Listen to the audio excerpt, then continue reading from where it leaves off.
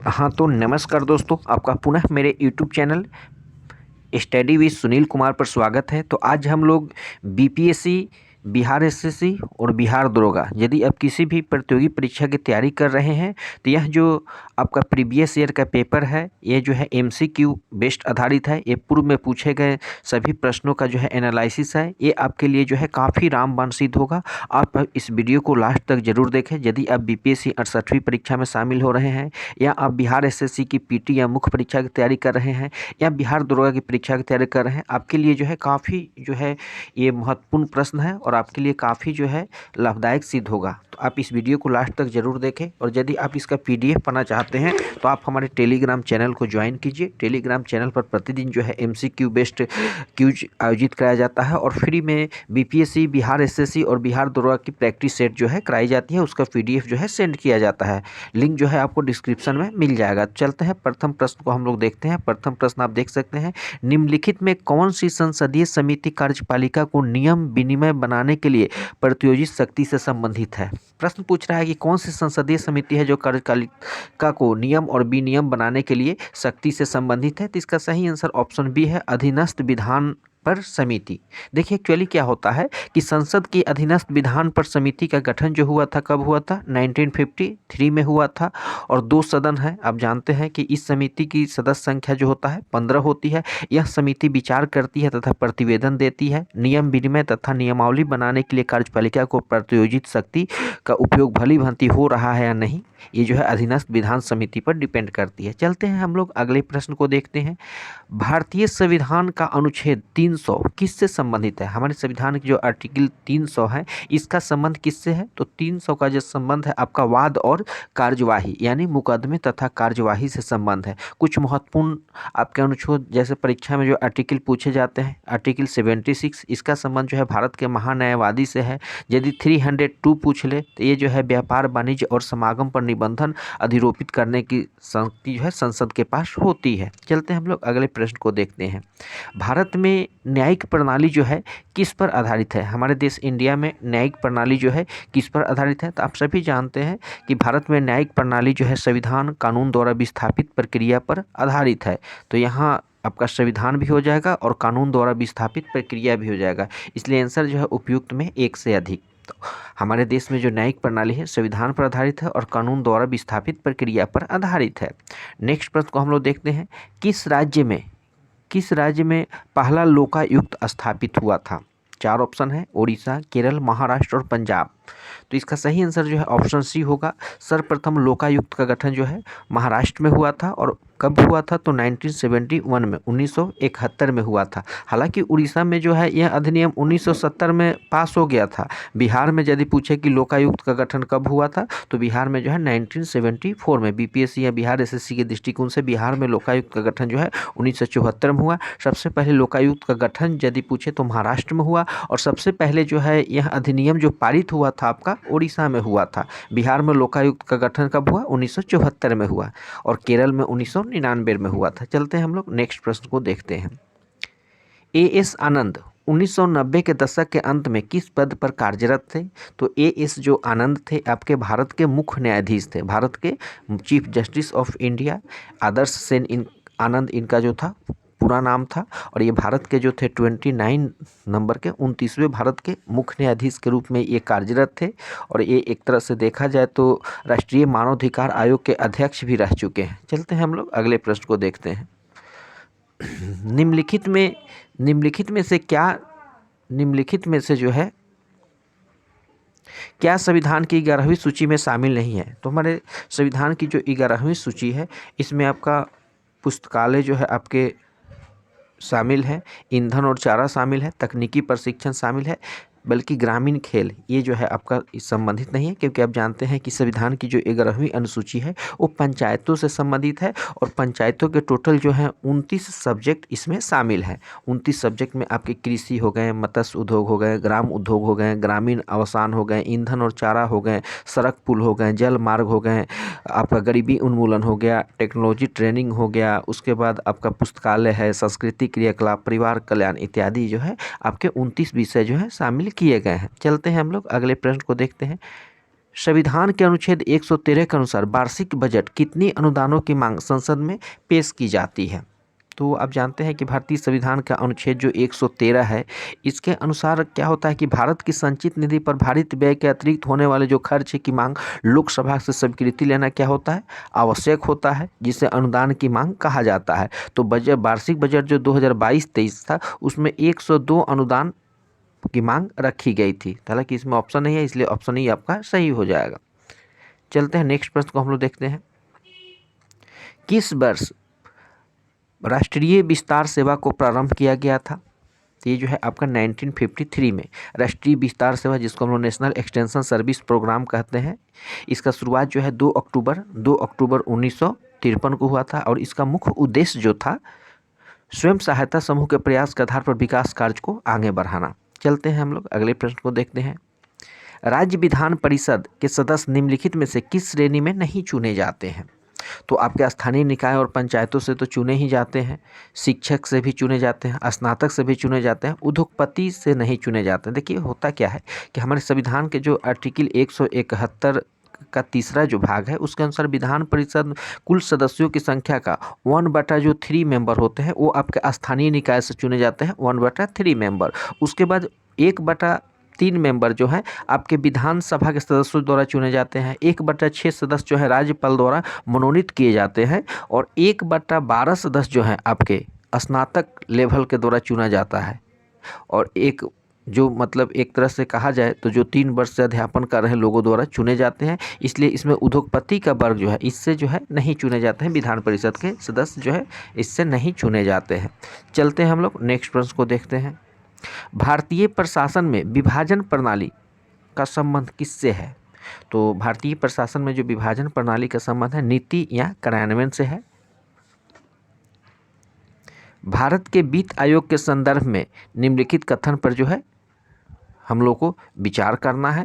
तो इसमें जो सही कथन है कि संविधान के अनुच्छेद 280 के तहत वित्त आयोग स्थापित किया गया था, ये आपका बिल्कुल सही है। उसके बाद वित्त आयोग द्वारा की गई सिफारिश प्रकृति में केवल क्या है, सलाहकार है। तो ऑप्शन 2 और ऑप्शन 3 जो है आपका आंसर सही होगा, 2 और 3। तो इसमें 2 और 3 सी सही हो जाएगा।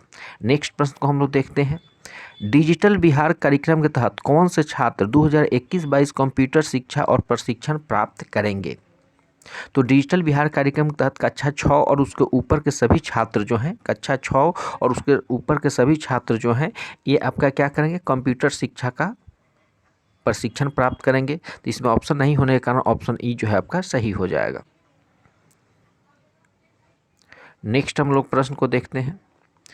बिहार में कृषि और ग्रामीण विकास के लिए किस प्रकार के बैंक स्थापित किए जाने का प्रस्ताव जो है पारित किया गया है? हमारे बिहार में जो है कृषि और ग्रामीण विकास को डेवलपमेंट करने के लिए किस प्रकार के बैंक स्थापित करने की जो है व्यवस्था की गई है? तो ये इसका सही आंसर ऑप्शन बी हो जाएगा, कृषि यंत्र बैंक। बिहार सरकार जो है राज्य में कृषि और ग्रामीण विकास के लिए जो है पंचायत स्तर पर कृषि यंत्र बैंक जो है स्थापित करने जा रही है। नेक्स्ट प्रश्न को देखते हैं। 2019 में बिहार के मानव विकास सूचकांक का वैल्यू क्या था? तो यूएनडीपी जो है ये रिपोर्ट जारी करती है। तो 2019 में जो बिहार का जो पॉइंट था ये आपका 0.536 था, लेकिन ऑप्शन में नहीं होने के कारण ऑप्शन ई जो है आपका सही हो जाएगा। नेक्स्ट प्रश्न हम लोग देखते हैं। 2021-22 के दौरान बिहार में राजकोषीय घाटा किस प्रकार अनुमानित है? बहुत इंपॉर्टेंट प्रश्न है। तो बिहार के जो वित्त मंत्री हैं उस समय जब बजट पेश किए थे उस समय श्री तारकिशोर प्रसाद थे। तो इन्होंने जो राजकोषीय घाटा बताया था ये जो है आपका 22,511 करोड़ रुपये। बिहार में जो है 2021-22 के दौरान राजकोषीय घाटा कितनी अनुमानित की गई है? 22,511 करोड़ रुपये। ये काफ़ी इंपॉर्टेंट प्रश्न है और ये आपका बीपीएससी में पूछे जाने की संभावना है। चलते हैं हम लोग नेक्स्ट प्रश्न को देखते हैं। नेक्स्ट प्रश्न है कि बियर नेसेसिटीज इंडेक्स BNI के संदर्भ में निम्नलिखित कथन पर जो है विचार करना है। तो इसमें कथन पहला जो है आर्थिक सर्वेक्षण ग्रामीण और शहरी स्तर पर शेयर नेसेसिटीज इंडेक्स के साथ है, ये आपका सही है। इसके बाद ऑप्शन 3 BNI 26 संकेतक पर जो है आधारित है। तो ऑप्शन 1 और 3 ऑप्शन ए जो है आपका सही है। नेक्स्ट प्रश्न को हम लोग देखते हैं। 15वें वित्त आयोग की सिफारिश के अनुसार 2021 से 26 तक केंद्रीय करों के विभाज्य पूल में बिहार को कितना % जो है हिस्सा प्राप्त होगा? तो बिहार को जो है 4.12%। 15वां जो वित्त आयोग का रिपोर्ट जो आया, इसका जो अवधि है 15वें वित्त आयोग का 2021 से 2026 तक है। और ये जो है आपका 1 फरवरी 2021 में जारी किया गया था। इसमें जो है हर राज्यों की हिस्सेदारी होती है, तो इसमें बिहार का जो हिस्सा था वो 4.12% था, 4.12%। चलते हैं हम लोग नेक्स्ट प्रश्न को देखते हैं। इनमें कौन 15वें वित्त आयोग के सदस्य नहीं रहे थे? काफ़ी इंपॉर्टेंट प्रश्न है। देखिए 15वें वित्त आयोग का गठन सबसे पहले आप जानिए कि NK सिंह की अध्यक्षता में हुई थी और इसमें 4 मेंबर थे, 4 मेंबर साथ में थे। अध्यक्ष जो थे चेयरमैन आपके NK सिंह थे और उसके मेंबर कौन कौन थे? 4 मेंबर थे, जिसमें एक का नाम जो था अनूप सिंह था, दूसरे का नाम जो था अशोक लाहिड़ी, ये इसके मेंबर थे। उसके बाद अशोक लाहिड़ी के बाद रमेश चंद्र भी उसके मेंबर थे। अजय नारायण झा ये भी थे। ये सुदीप्तो मंडल नहीं थे, सुदीप्तो मंडल के बदले में कौन था? अनूप सिंह, अनूप सिंह जो थे। तो आप याद रखेंगे कि 15वें वित्त आयोग के अध्यक्ष कौन थे? NK सिंह थे और इसके 4 मेंबर थे, जिसमें आपके अशोक कुमार लाहिड़ी, रमेश चंद्र, अजय नारायण झा और अनूप सिंह थे। चलते हैं हम लोग नेक्स्ट प्रश्न को देखते हैं। हाल के केंद्रीय बजट में FM बीमा क्षेत्र में प्रत्यक्ष विदेशी निवास FDI की सीमा वर्तमान से बढ़ाकर कितनी कर दी गई है? तो वर्तमान जो है 74% कर दी गई है, 74%। पहले जो था ये 49% था। कितना था? 49% था। लेकिन वित्त मंत्री निर्मला सीतारमण ने जब 2021-22 के बजट दी थी, तो उसी में जो बताई थी, घोषणा की थी कि जब जो है FDI का प्रत्यक्ष निवेश जो होगा 49% से बढ़ाकर कितना कर दिया गया है? 74% कर दिया गया है। नेक्स्ट प्रश्न को हम लोग देखते हैं। केंद्रीय बजट 2021 के अनुसार राजकोषीय घाटा 2021-22 में सकल घरेलू उत्पाद का कितना प्रतिशत आकलन किया गया है? तो ये जो है आपका 6.8% किया गया है। केंद्रीय बजट 2021-22 में राजस्व घाटा सकल घरेलू उत्पाद के 5 पॉइंट जो है आपके 1 पर लक्षित था, लेकिन इसमें जो राजकोषीय घाटा है ये जो है 6.8 पर लक्षित है। चलते हैं हम लोग अगले प्रश्न को देखते हैं। आर्थिक विकास का सबसे अच्छा सूचकांक किसके द्वारा प्रदान किया जा सकता है? तो ये जो है आपका प्रति वर्ष प्रति व्यक्ति की वास्तविक आय में वृद्धि के अनुसार किया जा सकता है। चलते हैं हम लोग नेक्स्ट प्रश्न को देखते हैं। स्वच्छ भारत मिशन ग्रामीण के द्वितीय चरण में किस समय अवधि के दौरान लागू किया जाना है? तो ये जो है 2021 से लेकर 2024-25 तक। तो आपका सही आंसर हो जाएगा ऑप्शन सी हो जाएगा। नेक्स्ट है कि निम्नलिखित में कौन जो है राष्ट्रीय विकास परिषद का हिस्सा नहीं है? तो इसमें जो आपका राष्ट्रीय विकास परिषद, जिसको हम NDC कहते हैं, इसकी अध्यक्षता जो है प्रधानमंत्री होते हैं, अध्यक्ष जो प्रधानमंत्री होते हैं। इस परिषद में आपके केंद्रीय कैबिनेट मंत्री होते हैं, सभी राज्य के मुख्यमंत्री, केंद्र शासित प्रदेश के प्रतिनिधि, नीति आयोग के पूर्व अध्यक्ष भी होते हैं इसमें, और उसके सदस्य भी लोग शामिल होते हैं। NDC को समाप्त करने का प्रस्ताव किया गया है, लेकिन अभी तक जो है प्रस्ताव पारित जो है नहीं हुआ है। तो इसका सही आंसर ऑप्शन ई हो जाएगा। चलते हैं हम लोग नेक्स्ट प्रश्न को देखते हैं। सूची 1 को सूची 2 से जो है मिलान करना है। सूची 1 को सूची 2 से जो है मिलान करना है। तो देखिए सरकारिया आयोग, तो सरकारिया आयोग जो है आपका केंद्र राज्य के सुधार से संबंधित था। सी रंगराजन समिति, सी रंगराजन समिति जो था गरीबी मापन की जो था कार्यप्रणाली की समीक्षा करने के लिए इस समिति का निर्माण किया गया था। फिर आपका दीपक पारेख समिति, ये जो है बुनियादी ढांचे पर, इंफ्रास्ट्रक्चर पर जो था एक उच्च स्तरीय जो था सीमा। तो इसका ऑप्शन हो जाएगा ऑप्शन 2 नरसिम्हन समिति। तो आप जानते हैं कि नरसिम्हन समिति जो था बैंकिंग क्षेत्र में सुधार के लिए इसकी स्थापना की गई थी। चलते हैं हम लोग नेक्स्ट प्रश्न को देखते हैं। निम्नलिखित राज्यों पर जो है विचार करना है। निम्नलिखित राज्यों पर विचार करना है कि भारत में चावल उत्पादक राज्य में उपयुक्त में सही आरोही क्रम को चुनना है। देखिए तो भारत में जो आर्थिक सर्वेक्षण 2021-22 हुआ, उसके अनुसार भारत चीन के बाद विश्व का चावल का सबसे बड़ा उत्पादक है। सबसे नंबर 1 जो है चाइना है और दूसरे नंबर पर भारत है। और शीर्ष चावल उत्पादक में सबसे पहले जो है आपका पश्चिम बंगाल हो जाएगा। पश्चिम बंगाल के बाद जो है आपका उत्तर प्रदेश का स्थान आता है, उसके बाद आंध्र प्रदेश का आता है, उसके बाद बिहार आता है। लेकिन इसमें ऑप्शन सटीक नहीं रहने के कारण ऑप्शन ई जो है आपका सही हो जाएगा। नेक्स्ट प्रश्न को हम लोग देखते हैं। कौन सी घटना जो है इसमें पहले हुई थी? काफ़ी इंपॉर्टेंट प्रश्न है। यहाँ कुछ महत्वपूर्ण घटनाएं दी गई है, इसमें बताना है कि कौन सी घटना जो है पहले हुई थी। तो सबसे पहले यहाँ देखिए हम लोग देखते हैं कि भारत छोड़ो आंदोलन का प्रस्ताव। तो अब जानते हैं कि भारत छोड़ो आंदोलन प्रस्ताव, उसके बाद जो है क्रिप्स मिशन आयोग। तो क्रिप्स मिशन आयोग की असफलता के बाद जो है भारत छोड़ो आंदोलन तैयार किया गया था, ये अब जानते हैं। तो क्रिप्स मिशन कांग्रेस नेताओं की ये जो है आपका बैठक हुआ था, जिसमें लॉर्ड बेबल का कार्यकाल 1 अक्टूबर 1943 से लेकर 21 फरवरी 1947 तक रहा था। उसके बाद फरवरी 1946 में ब्रिटिश प्रधानमंत्री क्लीमेंट एटली ने भारत में एक 3 सदस्यीय उच्च शिष्टमंडल कैबिनेट मिशन भेजने की घोषणा की थी। इसका आगमन जो है आपका 25 मार्च 1946 को हुआ था। तो इसमें सबसे पहले जो घटना हुई थी आपका क्रिप्स मिशन का आगमन हुआ था। क्रिप्स मिशन का आगमन सबसे पहले हुआ था। चलते हैं हम लोग नेक्स्ट प्रश्न को देखते हैं। ईएस 1929 में लाहौर में आयोजित भारतीय राष्ट्रीय कांग्रेस के अधिवेशन के अध्यक्ष कौन थे? तो इसके जो अध्यक्ष थे आपके जवाहरलाल नेहरू थे। दिसंबर 1929 में भारतीय राष्ट्रीय कांग्रेस का वार्षिक अधिवेशन उसमें तत्कालीन पंजाब प्रांत की राजधानी लाहौर में हुआ था। नेक्स्ट प्रश्न को हम लोग देखते हैं। 1917 के चंपारण सत्याग्रह से कौन संबंधित नहीं है? तो इसमें जो है राम मनोहर लोहिया 1917 के जो हैं गांधी जी राजकुमार शुक्ल के आमंत्रण पर चंपारण पहुंचे थे और चंपारण सत्याग्रह में गांधी जी को ब्रज किशोर, राजेंद्र प्रसाद, महादेव देसाई, नरसिम्हन पारेख, जेबी कृपलानी का साथ मिला था। राम मनोहर लोहिया जो थे इस आंदोलन में संबंधित नहीं थे। नेक्स्ट प्रश्न है कि 1857 के विद्रोह के एक नेता कुंवर सिंह किस स्थान से संबंधित है? तो आप सभी जानते हैं कि जगदीशपुर, बिहार में जगदीशपुर के जमींदार कुंवर सिंह ने 1857 के विद्रोह को जो था नेतृत्व दिया था।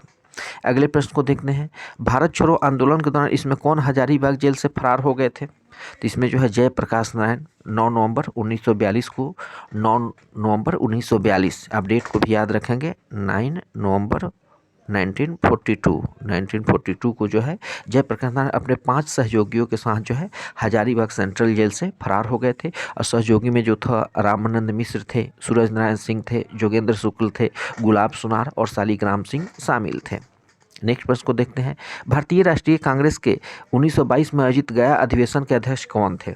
तो कांग्रेस का गया अधिवेशन जो था दिसंबर 1922 में हुआ था और काउंसिलिंग लेजिस्लेटिव में प्रवेश के प्रश्न प्रमुखता से उभरा था कि हम लोग सरकार के साथ रहकर सरकार के कार्यों का विरोध करें। इस अधिवेशन के जो अध्यक्ष थे देशबंधु चित्तरंजन दास थे, सीआर दास थे। नेक्स्ट प्रश्न है कि 1946 में बनी अंतरिम सरकार में राजेंद्र प्रसाद के पास कौन सा डिपार्टमेंट था? तो 1946 में जो अंतरिम सरकार बनी थी जवाहरलाल नेहरू के नेतृत्व में अंतरिम सरकार का गठन किया गया था और इस सरकार में राजेंद्र प्रसाद को खाद्य एवं कृषि मंत्री बनाया गया था। खाद्य और कृषि मंत्री का जो है आवंटन किया गया था। नेक्स्ट है कि गदर पार्टी की स्थापना कहाँ पर हुई थी? तो गदर पार्टी की स्थापना आप जानते हैं संयुक्त राज्य अमेरिका में 1 नवंबर 1913 को 1 नवंबर 1913 को गदर पार्टी की स्थापना हुई थी। नेक्स्ट प्रश्न हम लोग देखते हैं। 1905 में सर्वेंट्स ऑफ इंडिया सोसाइटी की स्थापना किसके द्वारा की गई थी? ये जो है आपका गोपाल कृष्ण गोखले। 1905 में गोपाल कृष्ण गोखले ने सर्वेंट्स ऑफ इंडिया सोसाइटी, जिसको हम लोग भारत सेवक मंडल कहते हैं, इसकी स्थापना किया था। इसका मुख्य उद्देश्य जो था भारत सेवा के लिए राष्ट्रीय प्रचारक को तैयार करना तथा संवैधानिक माध्यम से भारतीय जनता के सच्चे हितों को प्रोत्साहन देना। और आप जानते हैं कि सर्वेंट्स ऑफ इंडिया सोसाइटी ने बी श्रीनिवास शास्त्री, जेके देवधर, एनएम जोशी, पंडित हृदयनाथ कुजरू जैसे महान समाज सेवक जो है इसी के अंतर्गत पैदा हुए थे। नेक्स्ट है कि अनहैप्पी इंडिया पुस्तक के लेखक कौन थे? तो आप सभी जानते हैं कि लाला लाजपत राय की पुस्तक का नाम है अनहैप्पी इंडिया। ये जो है 1928 में प्रकाशित की गई थी। चलते हैं नेक्स्ट प्रश्न को हम लोग देखते हैं। तीनों गोलमेज सम्मेलन में किसने भाग लिया था? तो आपके भीमराव अंबेडकर, BR अम्बेडकर। अंग्रेजी सरकार द्वारा भारत के संवैधानिक सुधारों पर चर्चा के लिए 1930 से 32 के बीच जो है 30, 31, 32 में 3 आपके गोलमेज सम्मेलन का आयोजन ब्रिटेन में किया था और हरिजन प्रतिनिधि के रूप में डॉक्टर भीमराव अम्बेडकर तीनों गोलमेज सम्मेलन में भाग लिए थे। और भारतीय राष्ट्रीय कांग्रेस केवल जो है द्वितीय गोलमेज सम्मेलन में, ओनली सेकेंड गोलमेज सम्मेलन में इसमें शामिल हुई थी और इसमें कांग्रेस के एकमात्र प्रतिनिधि महात्मा गांधी जो थे केवल एक बार द्वितीय गोलमेज सम्मेलन में शामिल हुए थे। चलते हैं हम लोग अगले प्रश्न को देखते हैं। 1876 में इंडियन एसोसिएशन की स्थापना किसके द्वारा की गई? तो जो है सुरेंद्र नाथ बनर्जी। जुलाई 1876 में बंगाल के युवा राष्ट्रवादियों में सुरेंद्र नाथ बनर्जी और आनंद मोहन बोस के नेतृत्व में जो है इंडियन एसोसिएशन की स्थापना की गई थी। नेक्स्ट प्रश्न को देखते हैं। सुभाष चंद्र बोस के नाम के पहले सम्मानजनक नेताजी शब्द किस देश में जोड़ा गया? तो ये जो है आपका जर्मनी में जोड़ा गया था। देखिए एक्चुअली हुआ क्या था कि सुभाष चंद्र बोस जो है जनवरी 1941 में अपने घर में नज़रबंद के बावजूद भाग निकले और ये पेशावर जो आपके पाकिस्तान में है, काबुल, मास्को होते हुए 28 मार्च 1941 को है जर्मनी पहुंच गए थे। और जर्मनी में सुभाष चंद्र बोस की उपस्थिति को गुप्त रखा गया था, गोपनीय रखा गया था। यही उनके नाम के आगे नेताजी शब्द जोड़ा गया था। इसके पीछे बहुत बड़ी कहानी है, जब हम लोग विशेष रूप से इसका चर्चा करेंगे। नेक्स्ट है कि चटगांव शस्त्रागार धावे से कौन संबंधित है, तो इससे जो है आपका सूर्यसेन एक टीचर थे। चटगांव शस्त्रागार पर धावे की कार्रवाई जो है 18 अप्रैल 1930 की रात को सूर्यसेन के नेतृत्व में हुआ था। और इस धावे में सूर्यसेन को गणेश घोष, लोकीनाथ बाउल और अनंत सिंह जैसे क्रांतिकारियों के साथ मिला था। इन्हें मास्टरदा के नाम से भी पुकारा जाता था, मास्टरदा के नाम से ये फेमस थे। बंकिम चंद्र चटर्जी के आनंद मठ में किस विद्रोह का उल्लेख है, तो इसमें जो है सन्यासी विद्रोह का उल्लेख है। और यह विद्रोह जो है 1763 से लेकर 1800 तक चला था। तो आशा करते हैं कि ये आपके लिए काफ़ी लाभदायक सिद्ध होगा, और इसका शेष भाग जो है जल्द ही मैं आपके सामने लाऊंगा। ये काफ़ी आपके विशेष करके बीपीएससी यदि 68वीं की परीक्षा देने जा रहे हैं तो आपके लिए काफ़ी लाभदायक सिद्ध होगा। सभी को बहुत बहुत धन्यवाद।